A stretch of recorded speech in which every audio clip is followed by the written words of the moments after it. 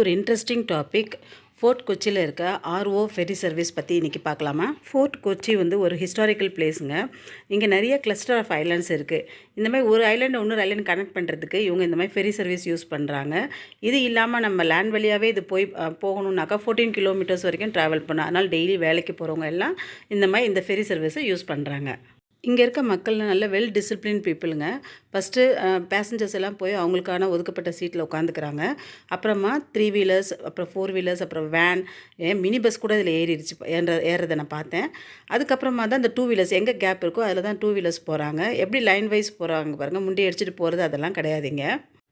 இதோட சார்ஜஸும் ரொம்ப குறைதாங்க. 2 wheelers, 3 wheelers இது எல்லாத்துக்குமே 20, 30 இந்த மாதிரி தான் வாங்குறாங்க. பேசஞ்சர்ஸ்க்கு 3 ரூபீஸ் நான் கேள்விப்பட்டேன். நான் ரொம்ப ரீசனபிள் ரேட்டில் தான் அவங்க ட்ராவல் பண்ணிகிட்ருக்காங்க. இது கொச்சின் கார்ப்பரேஷன் அவங்க அண்டர்டேக்கன் பண்ணிகிட்ருக்காங்க. நல்ல ஒரு தரமான ஒரு சர்வீஸ் பண்ணுறாங்க.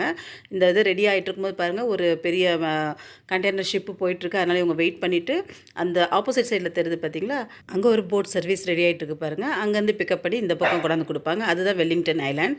இப்போ இந்த ஃபெரி அப்படியே கிளம்ப ஆரம்பிச்சிருச்சு. நல்ல மார்னிங்லேருந்து ஈவினிங் 6 o'clock வரைக்கும் அது சர்வீஸ் பண்ணுறாங்க.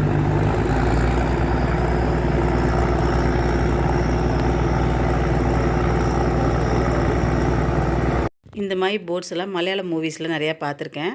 இப்போ இது நேரில் பார்க்கும்போது ரொம்ப எக்ஸைட்மெண்ட்டாக இருந்துச்சு. அதனால் இது உங்களுக்கு ஷேர் பண்ணலான்னு நான் இந்த வீடியோ ரெடி பண்ணேன். இது நாங்கள் தங்கியிருந்த ஹோட்டலுங்க. இது கொச்சினோட செகண்ட் டேயில் ஒரு பீச்சுக்கு போகலான்னு பிளான் பண்ணோம். அப்போ எங்களுக்குமே எங்கள் காரே இந்த போட்டில் ஏறுறதுக்கு ஒரு சான்ஸ் கிடச்சிச்சு. சொன்னாங்க, இது வழியாக போங்க, உங்களுக்கு ஈஸியாக போயிடலாம் அப்படின்ட்டு. கொஞ்சம் ஒரு பயத்தோடு தான் போனோம். நமக்கு ஒதுக்கப்பட்ட பிளேஸில் போய் நின்றுட்டு பிரேக் போட்டுட்டு வண்டியை கம்ப்ளீட்டாக ஆஃப் பண்ணிடணும்.